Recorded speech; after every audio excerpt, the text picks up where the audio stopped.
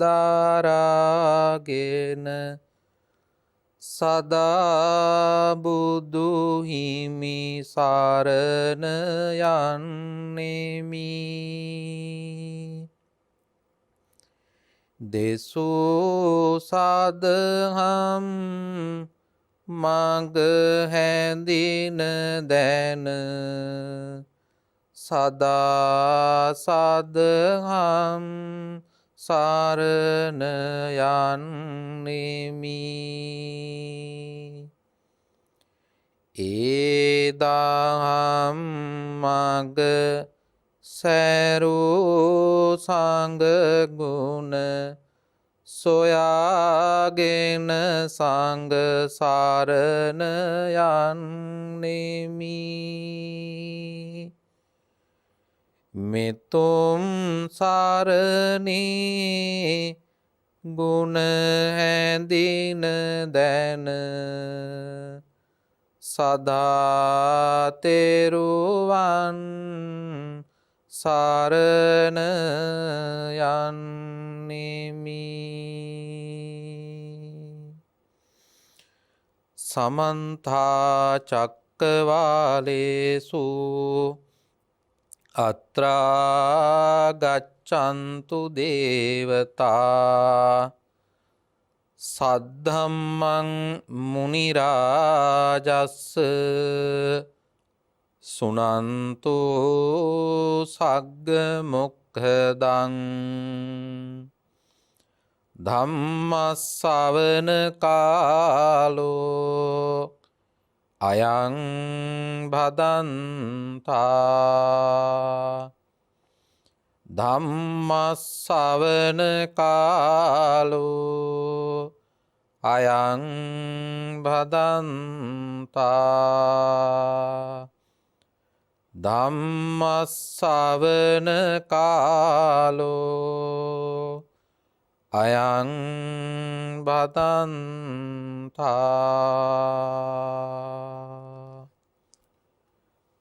නමෝ තස්ස භගවතෝ අරහතෝ සම්මා සම්බුද්දස්ස.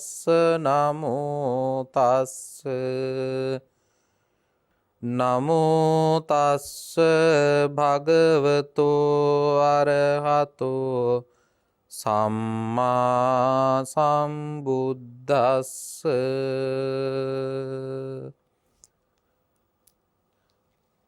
යතෝ කෝ මහානාම බුද්ධං සරණං ගතෝති ධම්මං සරණං ගතෝති සංඝං සරණං ගතෝති. එත්තාවතා කෝ මහානාම උපාසකෝති තී.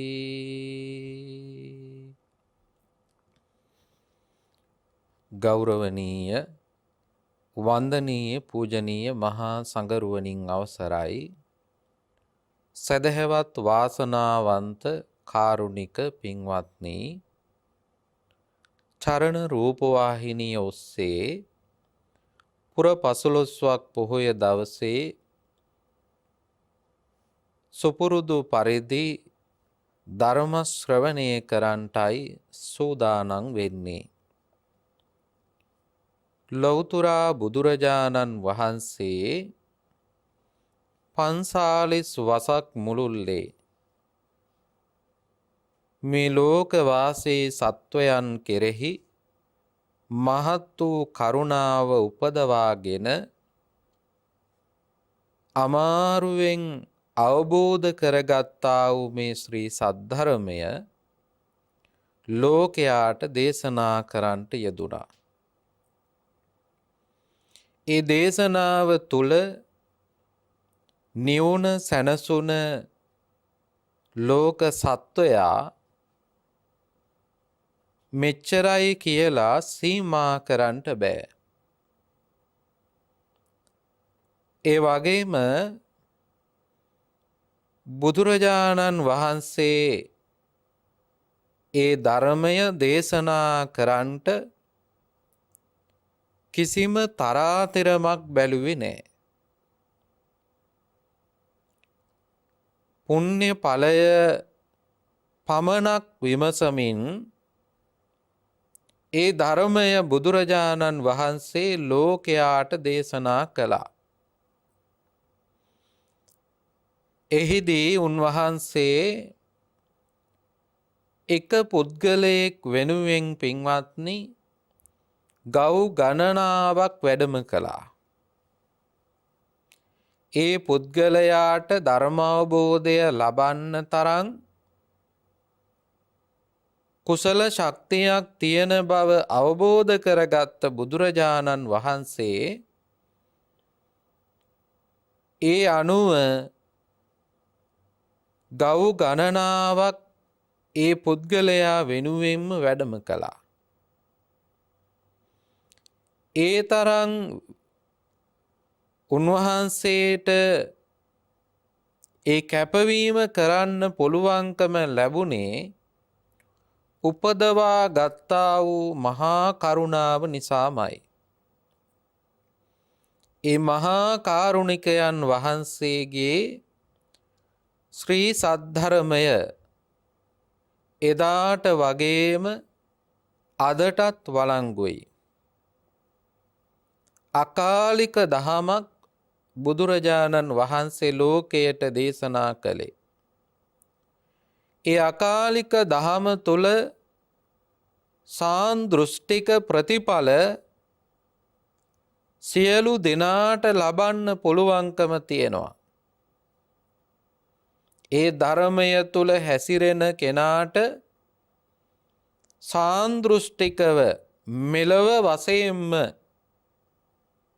එහි විපාකය විඳින්න පුළුවන්කම තියෙනවා. අද දවසේ ඔබ ධර්ම ශ්‍රවණය කරලත් ඔබටත් ඒ ධර්ම මාර්ගය අනුගමනය කිරීමත් එක්ක එහි ප්‍රතිඵලය ළඟා කරගන්න පුළුවන්කම තියෙනවා. මේ උතුම් ශ්‍රී සද්ධර්මයේ පිහිට රැකවරණය අවබෝධය ඔබ සියලු දෙනාටම ලැබේවා කියන ප්‍රාර්ථනාව ඇතිව අද දවසේත් අපි ධර්ම දේශනාව සිද්ධ කරන්නටයි බලාපොරොත්තු වෙන්නේ. පින්වත්නි, බුදුරජාණන් වහන්සේගේ ධර්මය අනුගමනය කරන්නට පෙර ආතුව ඔබ විසින් එයට සුදුස්සෙක් බවට පත්වෙන්නට ඕන. ඒ සුදුසුකම් ලබන ආකාර 4ක් තියෙනවා. ඒ සුදුසුකම තුල තමයි මේ ධර්ම මාර්ගයේ ඉදිරියට ගමන් කරන්න පුළුවන්කම තියෙන්නේ. ඒ සුදුසුකම් වලට පත්ුනේ නැතිනම් කෙනෙක් මේ ධර්මයේ කිසිදු පිහිටක් කිසිදු රැකවරණයක් කිසිදු ප්‍රතිඵලයක් ළඟා කරගන්න පුළුවන්කමක් ලැබෙන්නේ නැහැ. එහෙමනම් ඔබ පළමුවෙන්ම එයට සුදුස්සෙක් බවට පත්වෙන්නට ඕන. අද ධර්ම දේශනාවේ මාතෘකාව ධර්ම මාර්ගයට ප්‍රවිෂ්ඨ වෙන කෙනෙක් ළඟා කරගත යුතු සුදුසුකම ඇසුරු කරගෙනයි ධර්ම දේශනාව සිද්ධ කරන්නේ. විශේෂයෙන්ම ගිහි ඔබට ඒ සුදුසුකම සකසා ගන්න ආකාරය, ඒ තුල ඔබ හික්මිය යුත්තේ කෙසේද කියන කාරණාව මේ දේශනාව තුලදී අපි ඔබට කියලා දෙන්න බලාපොරොත්තු වෙනවා. පින්වත්නි, මේ දේශනාව ඔබ අහලත් තියෙන්න පුළුවන්. අංගුත්තර නිකායේ අට්ටක නිපාතේන දේශනාවක්. මේ දේශනාවේ නම මහානාම සූත්‍රය. මහානාම ශාක්‍ය පුත්‍රයා අරමුණු කරගත්ත නිසා මේ දේශනාවට නම් තබලා තියෙන්නේ මහානාම සූත්‍රය කියලා. දැන් ඔබ ත්‍රිපිටකය පෙරලා බැලුවොත් මහානාම කියන නමින් සූත්‍ර දේශනාවන් කිහිපයක්ම මුණ ගැහෙනවා. සංයුක්ත නිකායේ මහානාම සූත්‍ර කිහිපයක් තියෙනවා.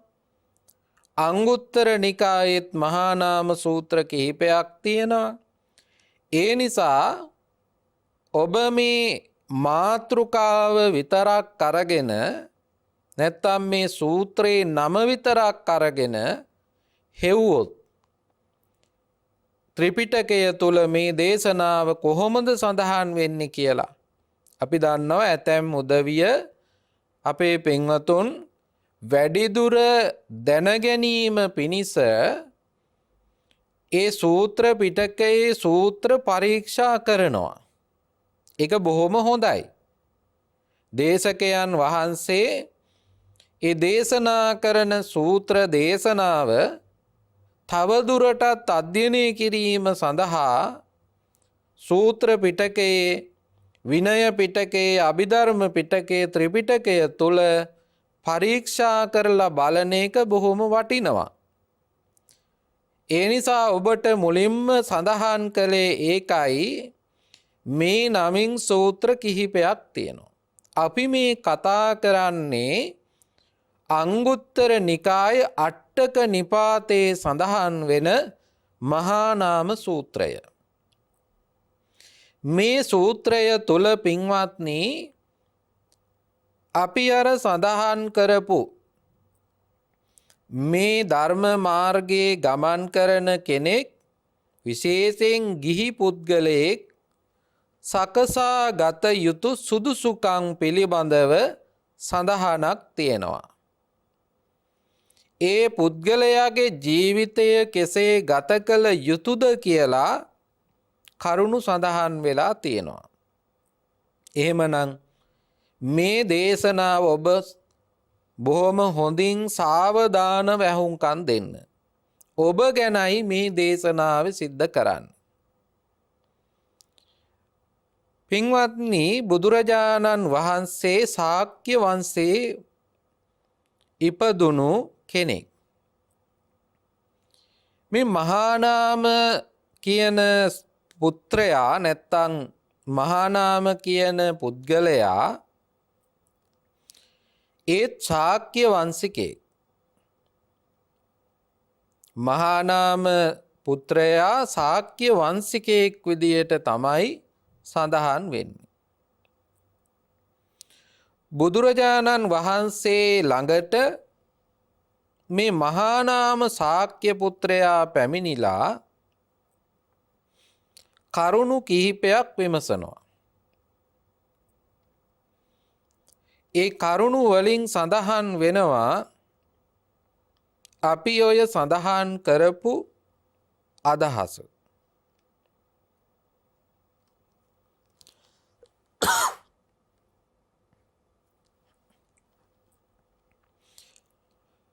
මහානාම ශාක්‍ය පුත්‍රයා බුදුරජාණන් වහන්සේ ළඟට පැමිණිලා එකත්පස වාඩි වෙමින් ප්‍රශ්නයක් අහනවා. මොකද්ද ප්‍රශ්නේ? කිත්තාවතානුකෝ භන්තේ උපාසකෝ. කිත්තාවතානුකෝ කියලා කිව්වේ කොපමණකින්ද? කීයකින් ස්වාමීනි උපාසකයෙක් වෙනවාද?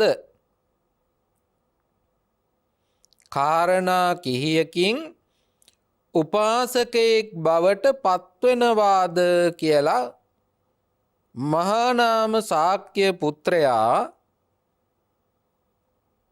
බුදුරජාණන් වහන්සේගෙන් විමසනවා.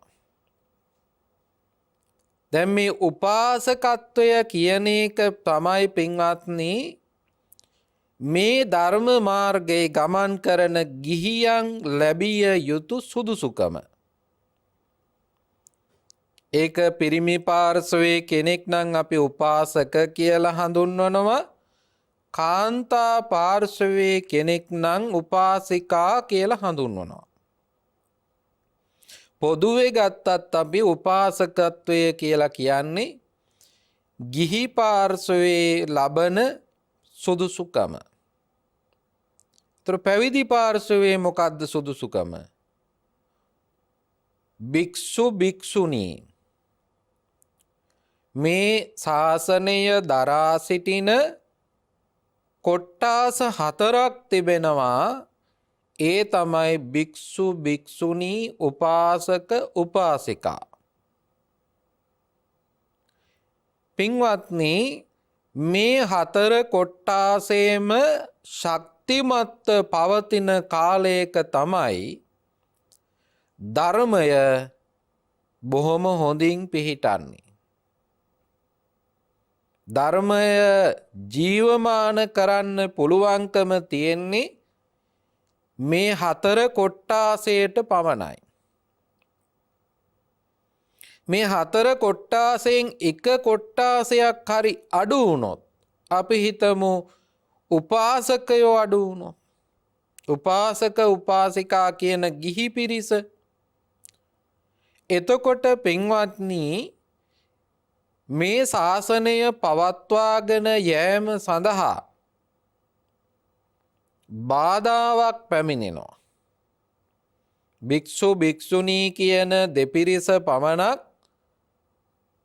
රැඳෙන්න බොහොම අපහසුයි. ඒ අපහසුව එක්ක මේ ශාසනය පවත්වාගෙන යෑම පැවිදි පාර්ශවයට පමණක් පහසු වෙන්නේ නැහැ. මොකද ගිහි උදවිය මේ ශාසනය පවත්වාගෙන යෑම සඳහා උපකාර කරනවා. සිව්පසයෙන් උපකාර කරනවා. සිව්පසය කියලා කියන්නේ මිනිස්සෙකුට ජීවිතය පවත්වන්න මූලික අවශ්‍යතාවයන්නේ. චීවර පිණ්ඩපාත සේනාසන ගිලාන ප්‍රත්‍ය. ඔබේ පැත්තෙන් ගත්තොත් ගිහි උදවියගේ පැත්තෙන් ගත්තොත් චීවර කියලා කියනකොට ඔබට ඇඳුම් පැළඳුම්. පිණ්ඩපාත කිව්වොත් ආහාර පාන. ඒ වගේම ඔබට ඉඳුම් හිටුම් අවශ්‍ය කරනවා. බේත් අවශ්‍ය කරනවා. සේනාසන ගිලාන ප්‍රත්‍ය. මේ සිව්පසය නොඅඩුව ලැබෙනවා නම් මේ ශාසනය පවත්වාගෙන යන්න බුදුරජාණන් වහන්සේගේ අනුශාසනාව පවත්වාගෙන යන්න හැකියාව ලැබෙනවා.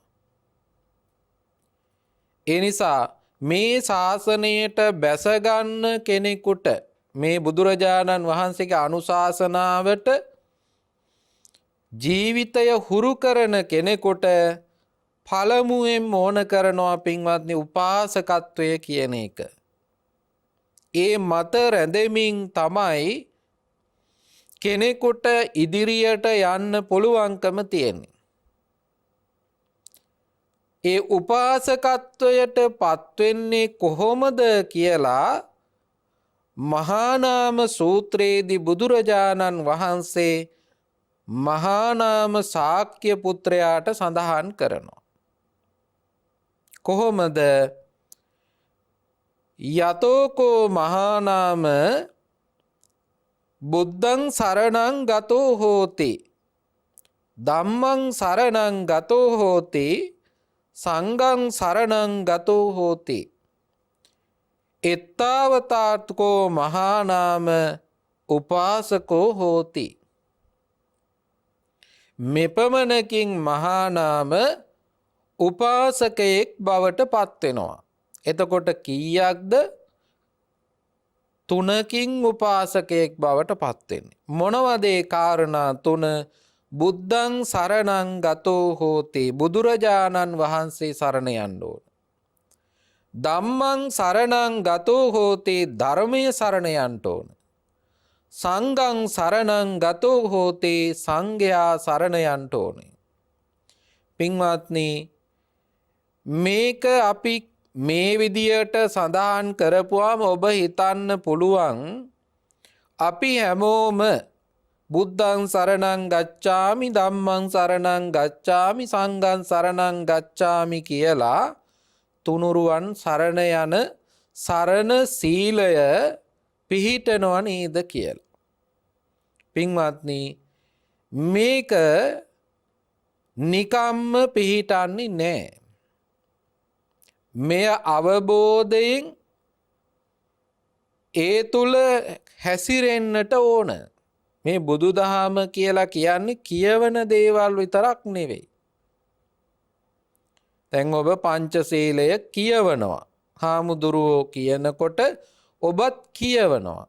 හැබැයි ඒ තුල ක්‍රියාවේ යෙදෙන්නේ නැත්තම්, ඒ ක්‍රියාවේ යෙදුන් නැති වුණොත් ඒකට ප්‍රතිඵලය ඔබට ලැබෙනවා. මොකද කියෙව්වයි කියලා ඒකෙන් ඔබට ප්‍රයෝජනයක් ලැබෙන්නේ නැහැ. මේ තුනුරුවන් සරණ ගිය කෙනා තමයි උපාසකයෙක් කියලා කියන්නේ. ඔබ මලගෙදරදී, බණගෙදරදී, වෙනත් උත්සව අවස්ථාවන් වලදී තුනුරුවන් සරණ යෑම කියවනවා. සරණ යනවාද කියන ගැටලුව තියෙනවා. ඔබ ඒ පාඨය කියවනවා. අන්‍යාගමික අය හැරුණාම මේ පාඨය කියවනවා. හැබැයි ඔබ කල්පනා කරලා බලන්න, ඔබ මෙය අවබෝධයෙන්ද කියවලා තියෙන්නේ? බුදුරජාණන් වහන්සේ සරණ යන්න කලින් පින්වත්නි, අපි බුදුරජාණන් වහන්සේ පිළිබඳව ගෞරවය ඇති කර ගන්න ඕන. බුදුරජාණන් වහන්සේ පිළිබඳව විශ්වාසය ඇති කර ගන්න ඕන. ඒ විශ්වාසය, ගෞරවය මත තමයි උන්වහන්සේ දිවි හිමියෙන් සරණ යන්නේ. නත්ති මේ සරණං අඤ්ඤං බුද්ධෝ මේ සරණං වරං කියලා එය හදවතින්ම ප්‍රකාශ කරන්න පුළුවන්කම තියෙන්නේ බුදුරජාණන් වහන්සේ කවුද කියලා හඳුනාගත්තොත්. මම විශ්වාස කරනවා බෞද්ධයෝ උනත් බුදුහාමුදුරුවෝ අවබෝධ කරගත්ත නැති අය ගොඩාක් ඉන්නවා. ඒක අපට පැහැදිලි වෙනවා ඇතැම් අවස්ථාවන් වලදී, ධර්මය පිළිබඳව කතා කරන අවස්ථාවන් වලදී. ඇතැම් කතාවන් තුලින්ම අපට පැහැදිලි බුදුහාමුදුරුවෝ කවුද කියලා හඳුනාගෙන නැහැ.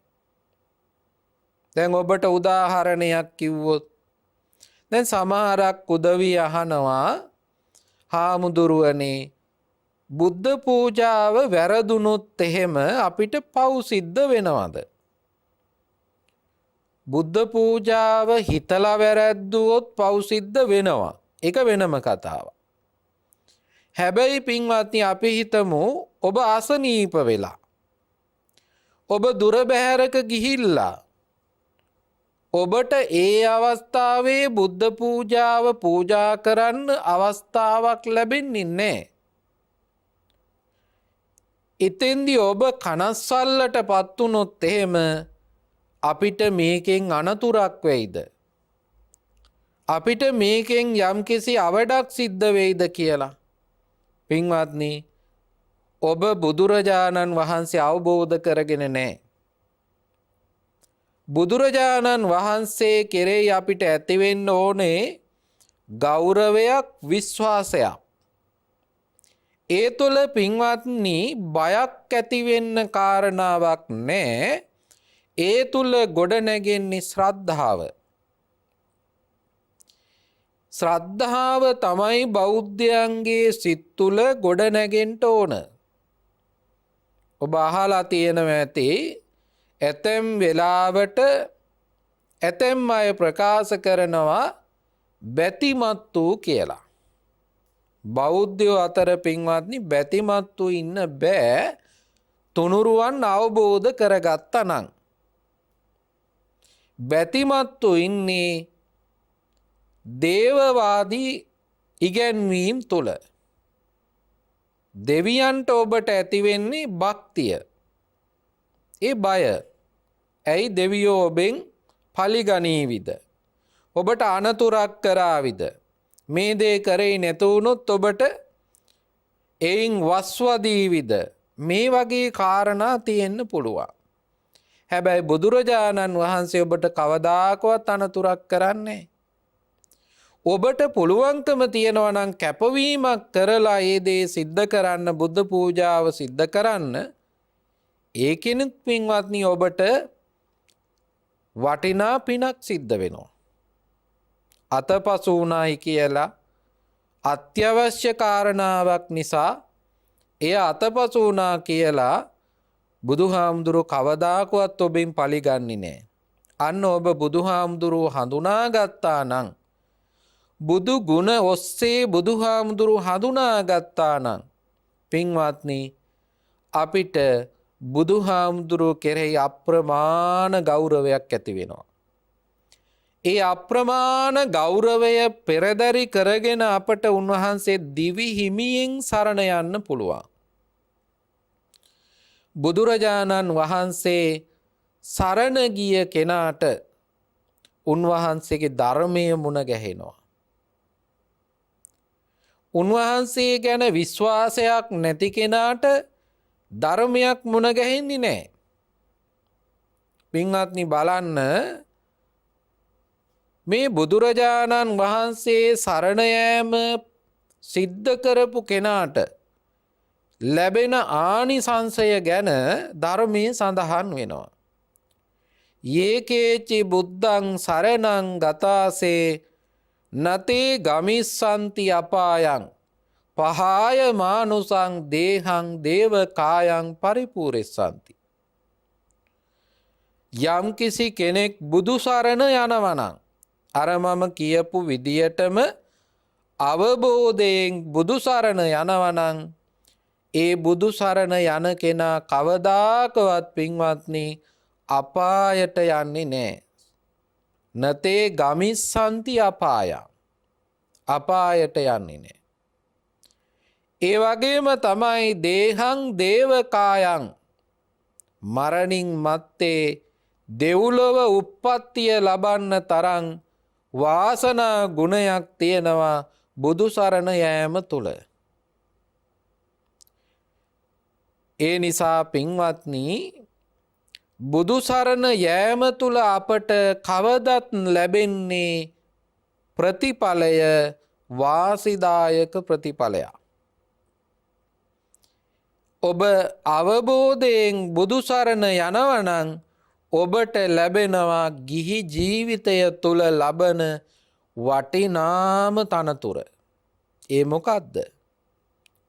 ඔය වටිනා තනතුරු කියලා නමට ඉදිරියෙන් තියෙනවනේ ගිහි උදවියගේ දේශබන්දු, දේශකීර්ති, සමහර වෙලාවට වෙනත් නම් තියෙනවා, තනතුරු තියෙනවා, ගෞරව නාම තියෙනවා.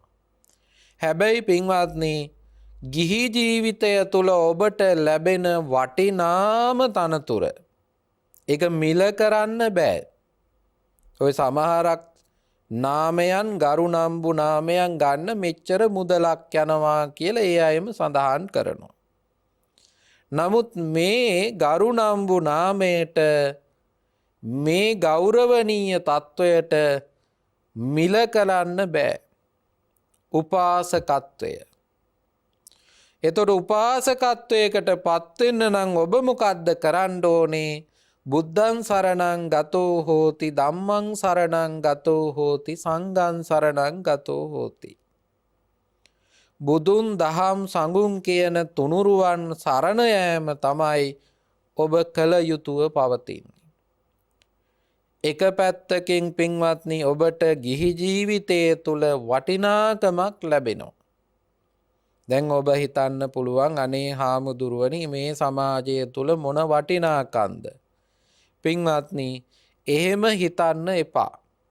අද මේ උපාසක කියන නාමයට වටිනාකමක් නොලැබිලා තියෙන්නේ ඒවා අවභාවිතය නිසා. ඕනෑම දෙයක් අවභාවිත වුණොත් ඒකට වටිනාකමක් නැහැ. දැන් ඔබ දන්නවා කෙනෙක් මිය පරලොව ගියාට පස්සේ ගිහි කෙනෙක් මිය පරලොව ගියාට පස්සේ එයා ටිකක් වයසක කෙනෙක් නම් එයාගේ නම දාලා හදන දැන්වීමේ තියෙනවා අහවල් උපාසක මහත්තයා අහවල් උපාසක අම්මා කියලා. ඔන්න ඔතන තමයි වරද්ද ගත්තේ. ඇතැම් වෙලාවට තුනුරුවන්ට බැන හිටපු අයටත් මැරිච්ච වෙලාවට උපාසකත්වයක් ලැබෙනවා. ඇත්තට මෙතන උපාසකත්වයක් නැහැ. කවුද එතකොට ඒ උපාසකත්වය දීලා තියෙන්නේ? දීලා තියෙන්නේ අර බැනර් එක හදන ආයතනයේ ඒ වැඩ කරන කෙනා. එයාට දෙන්න පුළුවන් ද උපාසකත්වයක්? බෑ පින්වත්නි. එහෙනම් අවබෝධයෙන් තමයි උපාසකත්වයකට පත් වෙන්න ඕනේ. ඒ අවබෝධයෙන් පත්වෙන අයට තමයි ඒ ගෞරවය ලැබෙන්න ඕනේ. උපාසක මහත්තයා කියලා උපාසක අම්මා කියලා අද හැල්ලුවට ලක් කරලා තියෙනවා. ඇතැම් ගීතවලින් පවා. ඒක තමයි පින්වත්නි අපිට වැරදුන තැන. මේ ගිහි ජීවිතය තුල ඔබට ලැබෙන වටිනාම අවස්ථාව උපාසකත්වය. ඒ උපාසකත්වය අවභාවිත වීම නිසා උපාසකත්වයට ලැබෙන වටිනාකම ලැබෙන්නේ නැහැ සමාජය තුල. නමුත් පින්වත්නි ධර්මයේ තුල නම් ඒ වටිනාකම ඒ වගේම ලැබෙනවා අදත්. මේ උපාසකත්වයට පත් වුණ කෙනා තමයි තුනුරුවන් සරණ ගිය කෙනා. ඔන්න සරලවම ඔබ තුනුරුවන් සරණ ගිය කෙනෙක් නම් ධර්මය ජීවිතයට එකතු කරගන්න සුදුස්සෙක් වගේ සුදුස්සෙක් බවට පත් වෙනවා. ඔන්න තවම ඔබ උපාසකත්වයේ ළඟා කරගෙන නැත්තම් ඔබට මේ ධර්මයේ සුදුස්සෙක් ලබන් වෙන්න බෑ, හැකියාවක් නැහැ. දැන් ඔබට තියෙන ගැටලුව තමයි බුද්ධ ධම්ම කියන දෙරුවන් සරණ යන්න පුළුවන්. හැබැයි සංඝ කියන රත්නය සරණ යන්න ගියාම ඔන්න ඔබට ගැටලු වෙනවා. ඇයි ඔබ වරද්දගෙන තියෙනවා. මොකද්ද වරද්ද ගත්තේ? ඔබ පුද්ගලික වශයෙන් තමයි සංඝයා සරණ ගිහිල්ලා තියෙන්නේ. අහවල් හාමුදුරුව හොඳයි. අහවල් හාමුදුරුවොත් එක්ක නම් මට ගනුදෙනුවක් නැහැ. පේන්නේ නැද්ද ඒ හාමුදුරුවන්ගේ හැසිරීම කියලා ඔබට ලැබෙන වටිනාකම නැති කරගෙන තියෙනවා. පින්වත්නි, බුදුරජාණන් වහන්සේ මේ සංඝ කියලා ආමන්ත්‍රණය කළේ ඔබ ඔය ගණන් ගන්න ආකාරයට නෙවෙයි. ඔබ තෝරන විදියට නෙවෙයි. බුදුරජාණන් වහන්සේ දෙපස වැඩ සිටිය නික්ලේශී මහරහතන් වහන්සේගේ ඉඳලා මේ වර්තමානයේ මේ සංඝ පරම්පරාව නියෝජනය කරන මහා සංඝරත්නයයි සංඝ කියලා නම් කරේ.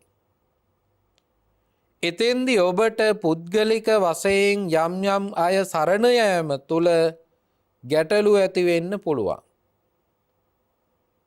ඒකෙදිත් බුදුරජාණන් වහන්සේ පෙන්වනවා පුද්ගල පසාද කියලා සූත්‍රයක්. මේ පුද්ගල පසාද සූත්‍රයේදී උන්වහන්සේ පෙන්වන්නේ පුද්ගලික වශයෙන් ඔබ සංඝයා සරණ ගියොත් ඔබට අහිමි වෙන දේ තමයි ඒ අවස්ථාව තුළ ඔබ සරණ ගිය පුද්ගලයා නෙවෙයි ඔබට අහිමි වෙන්නේ. ඔබට අහිමි වෙන්නේ ධර්මය. දැන් කල්පනා කරලා බලන්න, ඔබ ඔබේ පන්සලේ ලොකු හාමුදුරුවෝ ඉන්නකොට පන්සලට යනවා එනවා. ලොකු හාමුදුරුවෝ අපවත් වුණා. අපවත් වෙනවනේ. අපවත් වුණාට පස්සේ ඔබ කියන්නේ මොකද්ද? ඔබ කියනවා අපේ ලොකු හාමුදුරුවෝ දැන් පන්සලේ නැහැ. දැන් ඉන්න අය අපි අඳුනන්නෙත් නැහැ. ඒ නිසා අපි ඔය ගෙදරට වෙලා ඉන්න ඕනේ කියලා හිතනවා. පින්වත්නි, ඔබ එතකොට පන්සලෙන් ඈත් වෙලා ඔබේ ජීවිතේ ගත කරાવી. හැබැයි ඔබට ධර්මය තමයි ඈත් වෙන්නේ. ඇතැම් අය ඉන්නවා ලොකු හාමුදුරුවන්ගෙන් විතරයි බණ අහන්නේ. පොඩි හාමුදුරුවෝ කිව්වට ඒ බණට ඊතරම්ම ඇහුම්කන් දෙන්නේ නැහැ. බණ නම් පින්වත්නි, පොඩි කෙනෙක් කිව්වත් ලොකු කෙනෙක් කිව්වත් බණ බණමයි. දහර සූත්‍රයේදී බුදුහාමුදුරුවෝ පැහැදිලි කරනවනේ කාරණාව. ඒ නිසා ඔබට තුනුරුවන් සරණ යන්න මේවා පාදක කරගත්තොත් ඔබට ගැටලුවක් තියෙනවා තමයි. හැබැයි ඔබ අවබෝධය ලබන්න තුනුරුවන්ගේ ගුණයන් එක්ක බුදුරජාණන් වහන්සේගේ ධර්මයේ සංඝයාගේ ගුණ ඔස්සේ අවබෝධය ලබලා තුනුරුවන් සරණ යන්න. ඊළඟට මේ මහානාම කුල පුත්‍රයා, මහානාම ශාක්‍ය පුත්‍රයා බුදුරජාණන් වහන්සේගෙන් අහනවා දෙවෙනි කාරණාව. මොකද්ද? දැන් උපාසකයෙක් වුණාට පස්සේ එයා කොහොමද ජීවිතේ ගත කරන්න ඕන? දැන් උපාසකයෙක් වුණා විතරක් මදි. උපාසකයෙක් වෙලා උපාසකයා ජීවිතේ ගත කරන්න ඕනේ කොහොමද කියලා සඳහන් කරනවා. එතෙන්දී බුදුරජාණන් වහන්සේ සඳහන් කරනවා පානාති පාතා පටිවිරතෝ හෝති, අදින්නාදානා පටිවිරතෝ හෝති. මේ විදියට සඳහන් කරනවා පංචශීල ප්‍රතිපදාව තුල අනුගමනය කිරීමත් එක්ක එයාගේ ජීවිතේ ශික්ෂණයක් ලබනවා. ඒ සීලය තමයි උපාසකයෙක් විසින් ජීවිතේ පුරුදු කර යුතුව පවතින. එහෙනම් අද ඔබ උපාසකයෙක් බවට පත් උනේ අෂ්ටාංග සීලය සමාදන් වෙලා. පංචශීලය සමාදන් වීම තුලින් තමයි උපාසකත්වයට පත් වෙන්නේ. එතකොට අෂ්ටාංග සීලය සමාදන් වුණොත් උපාසකත්වයේ නෙවෙයිද? පින්වත්නි, ඔබ මතක තියාගන්න, ඒ උපාසකත්වය තවත් උසස් කරගත් අවස්ථාවක් තමයි අද දවස. අද ඔබ පුර 15ක් පොහොය දවසේ ගත කරනවා කියලා කියන්නේ ඔබ අද රහතන් වහන්සේ අනුගමනය කරන්නේ. රහතන් වහන්සේගේ ජීවිතය තමයි ඔබ අද අනුගමනය කරමින් ඉන්නේ. එනිසා ඔබ අද සැලකිලිමත්ව කටයුතු කරන්න ඕන. පෙහෙවස් සමාදන් වුණ උපාසක උපාසිකාවක් නම් ඔබ අද දවසේ ඔබේ ජීවිතේ ගෞරවනීය ලෙස ගත කරන්න ඕන. ඒ මොකද රහතන් වහන්සේ නමකගේ ජීවිතය තමයි ඔබ අනුගමනය කරන්න මේ මොහොතේ. එනිසා ඒ තුලත් ඔබ සීලයක් සමාදන් වෙලා තියෙනවා. මෙතෙන්දි කියන්නේ දෛනික ජීවිතය තුල උපාසකයෙකුට සීලයෙන් තොර වෙන්න බෑ. මේ ධර්මය තුල ගත කරන කෙනෙකුට සීලයෙන් තොරව ගත කරන්න බෑ. ඒ නිසා පින්වත්නි, මේ පංචශීල ප්‍රතිපදාව තමයි ජීවිතයේ බවට පත් කරගන්න ඕනේ. කවුද? උපාසක උපාසිකාවන්.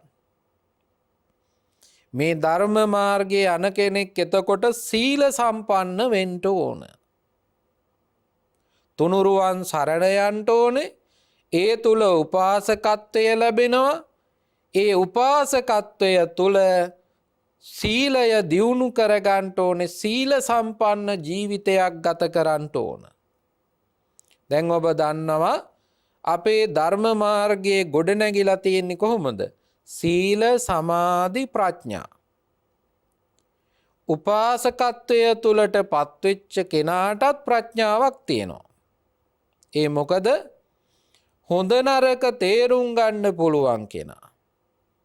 යහපත් සංකල්පනාවන් ඇති කරගත්ත කෙනා. සම්මා දිට්ඨි, සම්මා සංකප්ප. ඒ සම්මා දිට්ඨි, සම්මා සංකප්ප කියන ආර්ය අෂ්ටාංගික මාර්ගයේ ප්‍රථම ප්‍රියවර දෙක අදාළ වෙන්නේ ප්‍රඥාවට. එතනින් පස්සේ පින්වත්නි සීල සමාධි. නැවත මේ ආර්ය අෂ්ටාංගික මාර්ගයේ දියුණු කරන කෙනාට පිළිවෙලින් ඒ ආර්ය අෂ්ටාංග මාර්ගයේ ගමන් කළොත් එයාට ලැබෙනවා සම්මා ඥාන, සම්මා විමුක්ති කියලා දෙකක්. අන්න එතන තමයි විදර්ශනා ප්‍රඥාව දියුණු වෙන්නේ. එතකොට ආරම්භයත් ප්‍රඥාවකින්, අවසානයේත් ප්‍රඥාවකින්. ආරම්භයත් අවසානයත් ප්‍රඥාවකින්මයි මේ ධර්ම මාර්ගයේ ගමන් කරන්න ඕන. ඒ නිසා ඒ තුල සීල සම්පන්න භාවය ඇති කර ගැනීම සිදු කරන්න ඕන.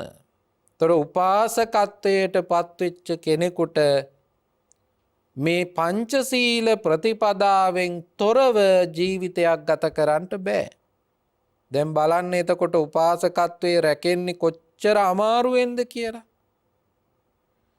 අර නිකම්ම ගෞරව නාමයක් ලැබෙනවට වඩා උපාසකත්වය කියන එක ලැබෙන එක පින්වත්නි කොච්චර වටිනවද?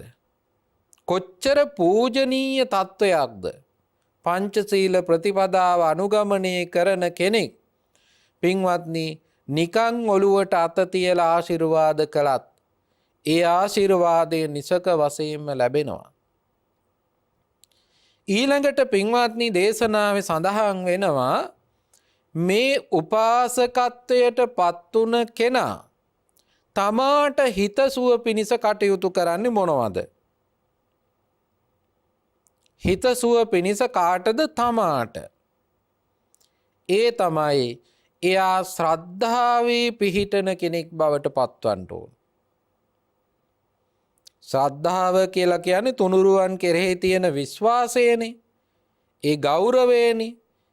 ඒ ශ්‍රද්ධාවේ පිහිටලා කටයුතු කරන්න ඕන. එහෙනම් උපාසක උපාසිකාවන්ට තුනුරුවන්ට දොස් නගන්න පරිසරයක් නැහැ. අපිත් ඉතින් පෘථග්ජනනේ ඒ නිසා තමයි අපිටත් තරහා යන්නේ කියලා තුනුරුවන්ට ගර්හා කරන්න එපා. අඩුපාඩුකම් තියෙන භික්ෂූන් නැති ඒ අය ඒ අයගේ කකුසලේ ගෙවා ගනීවි. ඔබ මොකටද ඒකට දායක වෙන්නේ? ඒවට දායක වෙන්න එපා. ඔබේ උපාසකත්වය රැක ගන්න. එහෙනම් ඔබ කරන්න ඕනේ මොකද්ද? ඔබ ශ්‍රද්ධාවේ පිහිටන කෙනෙක් බවට පත් වෙන්න. ඒ වගේම සීලය තුල ඔබ කටයුතු කරන කෙනෙක් බවට පත් වෙන්න. ඔබේ යහපත පිණිස හේතු වෙන්නේ එච්චරයි. සීලය, සද්ධාව, සීලය ඊළඟට ත්‍යාගවන්ත භාවය, දානය. ත්‍යාගවන්ත භාවයේ ඇති කෙනෙක් වෙන්න ඕන. මසුරු මල කෙනෙක් නෙවෙයි. ත්‍යාගවන්ත භාවයේ ඇති කෙනෙක් බවට පත් වෙන්න ඕන. ඊළඟට භික්ෂූන් දැකීමට කැමැත්තක් ඇති කරගත්ත කෙනෙක් බවට පත් වෙන්න ඕනේ. දැන් භික්ෂූන් වහන්සේලා දැකීම තුල පින්වත්නි බුදුරජාණන් වහන්සේ සඳහන් කරන භික්ෂූන් වහන්සේලාට ශික්ෂණයට පත් වෙන්නලු අප්පසන්නානං වා පසාදාය පසන්නානං වා බියෝ භාවාය. නොපැහැදුණුවන්ගේ සිත් පහදවන්නටත් පැහැදුණුවන්ගේ සිත් තව තවත් පහදවන්නට කටයුතු කරන්නට ඕනේ භික්ෂුව බුදුරජාණන් වහන්සේගේ අනුශාසනාවට අනුව. ඒක භික්ෂුන් වහන්සේලාට අදාළ කාරණාවක්. තමන් කෙරෙහි අප්‍රසාදය ඇති කරගන්න පිරිසක් නිර්මාණය කිරීමම භික්ෂුන් වහන්සේටයි සුදුසු නැත්තේ. එයයි බුදුරජාණන් වහන්සේගේ අනුශාසනාව කඩ කරපු අවස්ථාව.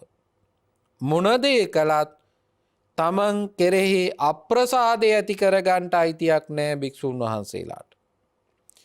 ඒ තුල පින්වත්නි මිනිස්සුන්ගේ සිතේ නැත්තම් මේ උපාසක උපාසිකාවන්ගේ සිත් තුළ තව තවත් ශ්‍රද්ධාව වැඩෙනවා. ඊළඟට බණ අහන කෙනෙක් බවට පත් වෙන්න ඕනේ. බණ අහන්නත් ඕන. ධර්ම ශ්‍රවණය කිරීම දියුණු කරගන්න ඕනේ තමන්ගේ යහපත සඳහා. ඊළඟට ධර්මයේ අරුත් දැනගන්න ඕනේ. බණ ඇහුවට මදි. ඒ ධර්මයේ අරුත් දැනගෙන බණ අහන්න ඕන. ඒ වගේම තමයි ධර්මානුධර්ම ප්‍රතිපදාව අනුගමනය කරන්න ඕන. මෙන්න මේ කියන කාරණාවන් තමයි උපාසක උපාසිකාවන්ට යහපත පිණිස පවතින්නේ. දැන් ඔබ තීරණය කරන්න ඕන මෙයින් පිට කටයුතු කළොත් ඔබට මොකද වෙන්නේ කියලා. පින්වත්නි මෙයින් පිට ඔබ කටයුතු කළොත් ඔබට ඔබේ උපාසකත්වය අහිමි වෙලා යනවා. බුදුරජාණන් වහන්සේ උපාසකත්වය අහිමි වෙන අවස්ථාවන් පිළිබඳව දේශනා කරනවා. උපාසක පරිහානි සූත්‍රයේදී. භික්ෂූන් වහන්සේලා දකින්නවත් කැමති නැත්තා. ඔන්න එයාට උපාසකත්වය අහිමි වෙලා යනවා. ඊළඟට සද්ධර්ම ශ්‍රවණය කරන්න කැමැත්තක් නැත්තම් එතකොටත් ඔබට උපාසකත්වය අහිමි වෙලා යනවා. අධිශීලයේ පිහිටන්න කැමති නැත්තම් උපාසකත්වය අහිමි වෙලා යනවා. ඒ වගේම තමයි නවක මධ්‍යම ස්ථවිර කියලා භික්ෂූන් කොටස් තුනක් ඉන්නවා. දැන් ස්ථවිර කියලා කියන්නේ වැඩිහිටි භික්ෂූන් වහන්සේලා.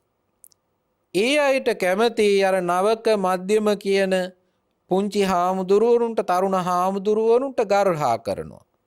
ඒකත් පින්වත්නි උපාසකත්වයට පරිහානියක්. ඊළඟට පින්වත්නි ඔබ යම්කිසි විදියක ධර්ම ශ්‍රවණය කරනවා නම් අඩුලුහුඩුකම් හොයන්න. මේ හාමුදුරුවෝ හරියට බණ ටික කිව්වද? මේ හාමුදුරුවෝ දේවතාරාධනාව කරනකොට කොහොමද හිටියේ? මේ හාමුදුරුවෝ නමස්කාරය කරනකොට කොහොමද හිටියේ? වචන හසුරුවන්නේ කොහොමද? hina යන දේවල් කියනවාද? මේ විදියට අඩු පාඩු හොයන්න බණ අහනවනම් ඔන්න උපාසකත්වයේ හිමි වෙන අවස්ථාව. ඊළඟට පින්වත්නි බුදුහාමුදුරුවෝ සඳහන් කරන තවත් කාරණාවක්. ඔන්න ඔබ සංඝයා සමග අමනාප වෙලා වෙනත් පාර්ශවයකට වෙනත් ශාසනයකට නැත්තම් වෙනත් ඉගැන්වීමකට අනුගමනය කරන පිරිසකට දන් දෙන්න යනවා. දැන් ඒකින් කියන්නේ ඒ අයට දන් දෙන්න එපා කියලා. ඔබ මෙතෙන්දී අමනාප වෙලා නම් යන්නේ පින්වත්නි ඒකත් ඔබට උපාසකත්වයේ අහිමි වෙන්න හේතුවක්.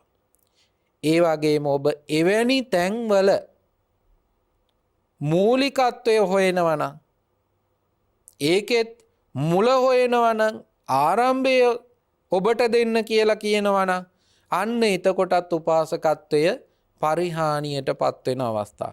මෙන්න මේ කාරණා 6 උපාසකත්වය දුරු වීමට මේ කාරණා 7 උපාසකත්වය දුරු වීමට හේතු වෙන බව බුදුරජාණන් වහන්සේ අංගුත්තර නිකාය සත්තක නිපාතයේදී සඳහන් කරන උපාසක පරිහානි සූත්‍රයේදී. මේ දේශනාව අවසානයේට බුදුරජාණන් වහන්සේගෙන් මේ මහානාම ශාක්‍ය පුත්‍රයා අහනවා එහෙනම් ස්වාමීනි උපාසකයා උපාසිකාව කොහොමද අන් අයට යහපත පිණිස පවතින්නේ? දැන් මුලින් කිව්වේ තමන්ට යහපත පිණිස පවතින්නේ කොහොමද?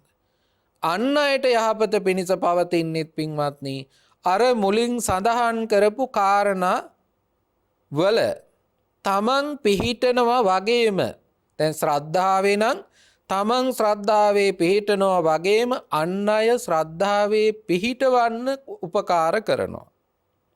කටයුතු කරනවා. දැන් ගෙදරක නම් අම්මා තාත්තා නම් දරුවෝ ටික ශ්‍රද්ධාවේ පිහිටවන්න කටයුතු කරනවා. සීලයේ පිහිටවන්න කටයුතු කරනවා. ත්‍යාගවන්ත භාවයේ පිහිටවන්න කටයුතු කරනවා. මේ විදියට මහාන බමුණන් දකින්න කැමැති පරිසරයක් නිර්මාණය කරනවා. බණ අසන්න කැමැති පිරිසක් නිර්මාණය කරනවා. ඒ වගේම බණේ අරුත් දැනගන්න පුළුවන් පිරිසක් ඒ සඳහා උදව් උපකාර කරනවා. තමන් දන්නවනම් ඒ තමන් දන්න ඒවා කියලා දෙනවා. ධර්මානුධර්ම ප්‍රතිපදාව අනුගමනය කරන්න අනුශාසනා කරනවා. ඒ සඳහා උපකාර කරනවා.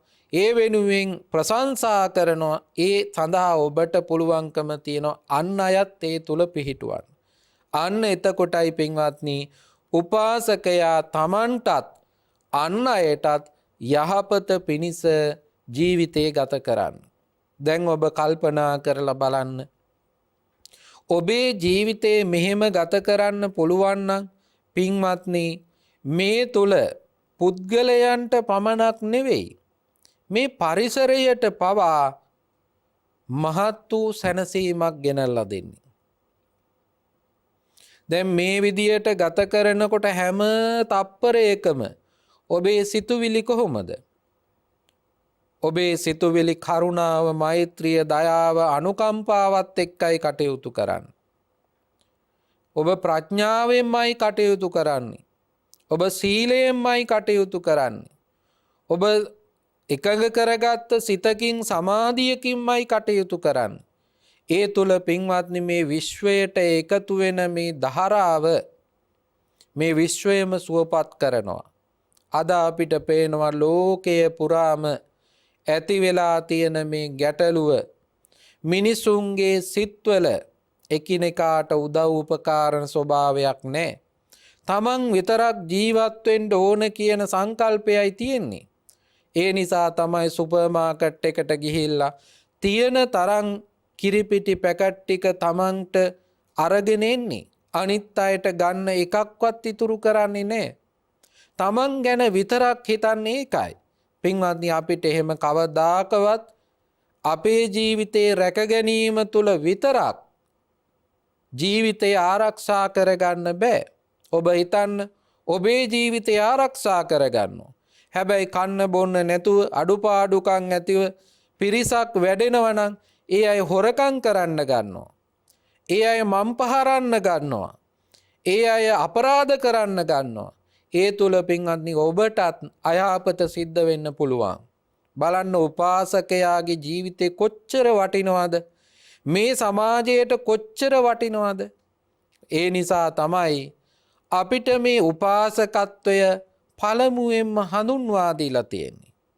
දැන් බුදුරජාණන් වහන්සේගේ ධර්මය මේ ලංකා තලයට හඳුන්වා දුන්නේ මිහිඳු මහරහතන් වහන්සේ. උන්වහන්සේ මේ හඳුන්වා දීම ඊටාම මනවින් සිද්ධ කළා. ඒ සඳහා අවශ්‍ය කරන පරිසරය නිර්මාණය කළා. අලුත්ම දර්ශනයක්, අලුත්ම දහමක් මේ සමාජයට සමාජගත කරනකොට උන්වහන්සේ ඊටාම මනවින් ඒ සිද්ධ කළා. බණ්ඩුක උපාසකතුමා තුලින් මේ සමාජයේ ගිහියන්ට ඉගැන්නුවා උපාසකත්වය තුල තමයි ශාසනයට බැසගන්න ජීවිතය තියෙන්නේ. ඒක තව දුරටත් ශක්තිමත් කරනවා සුමන සාමණේරයන් වහන්සේ තුලින්. සුමන සාමණේරයන් වහන්සේ උපසම්පදා කිරීම තුල ඒ ශාසනික ජීවිතය තව තවත් ශක්තිමත් වෙනවා කියලා පැහැදිලි කරා. ඒ තුල පින්වත්නි අපිට ලොකු පාඩමක් ඉගැන්නුවා. ඒ පාඩම හරියට අපි තේරුම් ගත්තා නම් අපිට මේ වෙනකොට මේ වගේ ප්‍රශ්න ගැටලු උද්ගත වෙන්නේ නැහැ. මිහිඳු මහරහතන් වහන්සේ පළමුවෙන්ම ධර්මය දේශනා කළේ රටේ රජතුමාට. ඒ අවස්ථාවෙන් ආරම්භ කළේ රටේ රජතුමාට මෙය ලබා දුන්නේ විශාල පිරිසකට ලබා දෙන්න පුළුවන් හැකියාව රජ කෙනෙකුට තියෙන නිසා. ඒ තුල රට වැසියාටත් එහි උපකාරය ලැබෙනවා. එහි ආලෝකය ලැබෙනවා. ඒ තුලින් තමයි පින්වත්නි අපේ ජාතියට මේ බුදුදහම ප්‍රමුඛත්වයට ආවේ. විවස්ථාවෙන් අපිට ඒ ප්‍රමුඛත්වය ලබා දුන්නට යම්කිසි අවස්ථාවක 78 විවස්ථාවෙන් ඒ ලැබුණාට අපිට බුදුදහම ප්‍රමුඛත්වය ලැබුණේ මිහිඳු මහරහතන් වහන්සේගේ. එතෙන් ඉඳලා ලංකාව ශාස්ත්‍රීක වුණා නම් ශාස්ත්‍රීක උනේ බුදුදහමත් එක්ක ගමන් කිරීමත් එක්ක. ඒ නිසා පින්වත්නි අද අපි ඔබට සඳහන් කළ මේ උපාසකත්වය ඔබ හොඳින් අවබෝධ කරගන්න. ඔබ බොහෝම සැලකිල්ලෙන් මේ උපාසකත්වය තුල රැඳෙන්න උත්සාහ කරන්න. ඔබට උපාසකත්වය නැති කරන මාර්ග වලින් දුරු වෙන්න ඔබ අදිෂ්ඨාන ඇති කරගන්න, ශක්තිය ඇති කරගන්න. ඔබට මේ උපාසකත්වය තුලම මේ සංසාර දුකින් නිදහස්ව ලබන පරම ශාන්ත නිවන කරාම ගමන් කරන්නට උපකාර වෙනවා. ඒ ජීවිතය ඔබ ඇති කරගන්න කියලා අපි මේ වෙලාවේ ඔබට කරුණාවෙන් සිහිපත් කරනවා. අද ඔබ චරණ රූපවාහිනිය ඔස්සේ මේ පුර 15ක් පොහොය දවසේ ධර්ම ශ්‍රවණය කළා. ධර්ම ශ්‍රවණය කරලා පින් සිද්ධ කරගත්තා. රැස් කරගත්තා උතුම් පුණ්‍ය ශක්තිය අපි පළමුව අපවත් ලෝකයත් සම්බුද්ධ ශාසනයත් ආරක්ෂා කරන සියලු දෙවියන්ට අනුමෝදන් කරමු. අනුමෝදන් වේවා. සියලු දෙවියෝ මේ පින් අනුමෝදන් වීම තුලින් දිවයිසුරු වඩා වර්ධනය කරගෙන ඔබට අපට රටට ආශිර්වාද කරත්වා. රට තුල ඇති වෙලා තියෙන මේ අභාග්‍ය සම්පන්න తত্ত্বය දුරු වේවා. යහපත් වටපිටාවක් ළඟා වේවා. ඒ තුල හැමෝගෙම ජීවිතවලට සෙතක් ශාන්තියක් උදා වේවා. ඒ සඳහා ආශිර්වාද කරන දෙවියනුන් ප්‍රාර්ථනීය බෝධියකට පත්ව නිවනින් සැනසෙත්වා කියලා ප්‍රාර්ථනා කරමු. ඒ වගේම ඔබ නමින් මිය ගිය සියලු දෙනාටමත් මේ පින් අනුමෝදන් කරමු. අනුමෝදන් වේවා. ඔබ නමින් අප නමින් රට නමින් ජාතිය නමින් මිය ගිය සැමට මේ පින් හේතු වේවා. ඒ ඇත්තෝ නිවනින් සැනසෙත්වා කියලා ප්‍රාර්ථනා කරමු. දෙවියන්ටත් දෙවියන්ගේ ආශිර්වාදයත් තුනුරුවන්ගේ අනන්ත ආශිර්වාද බලයත් ධර්ම ශ්‍රවණය කිරීමේ ආනිසංස බලයත් කරන කොටගෙන චරණ රූපවාහිනී කාර්ය මණ්ඩලයේ සියලු දෙනාටමත් ලක්වැසි ලොවැසි සියලු දෙනාටමත් මෙලව සැනසීම උදා වේවා. පරලොව සැනසීම උදා වේවා. දෙලව සැනසීම කෙලවර උතුම් නිවන් සැනසීමම හේතු වාසනා වේවා කියලා ප්‍රාර්ථනා කරමු. ආකාසට්ඨා ච බුම්මට්ඨා දේවා නාග මහිත්‍තිකා පුඤ්ඤන්තං අනුමෝදිත්වා චිරං රක්ඛන්තු ලෝක සාසනං චිරං රක්ඛන්තු දේශනං චිරං රක්ඛන්තු ත්වං සදා. අදත් අපි අපගේ දෙමව්පියන්ට මේ පින් අනුමෝදන් කරමු. අනුමෝදන් වේවා. දස මස මා කුසේ දාරා බිහිකල මගේ අම්මේ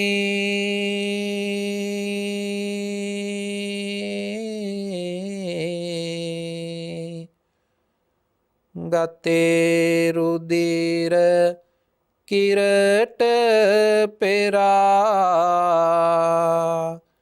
පෙව්ව මගේ අම්මේ ආදරයේ සදාතනික උල්පත වූ අම්මේ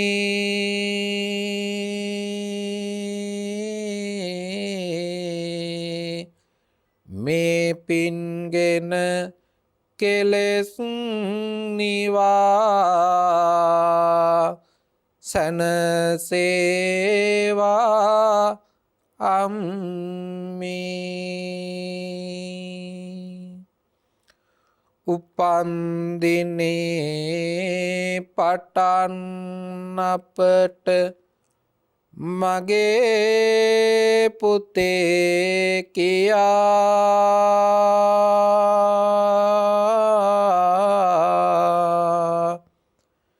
ආදරයෙන් කරුණාවෙන් මට ඇමතු පියා සිහිකරනවා පපුවේ තියෙන උතුම් ගුණය දයා